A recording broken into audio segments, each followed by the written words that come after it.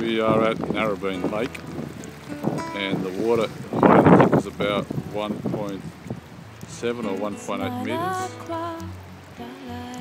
Outside the tram shed in the Warringah Kayak Club, and this is where we normally paddle from.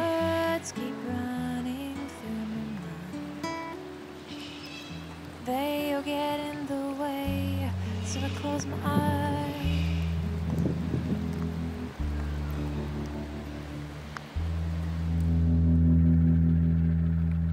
You're indescribable, you're everything that I'd need. If I weren't so shy I would tell you all what I dream, but you just sit there looking back at me with those eyes, and I drown in the sea.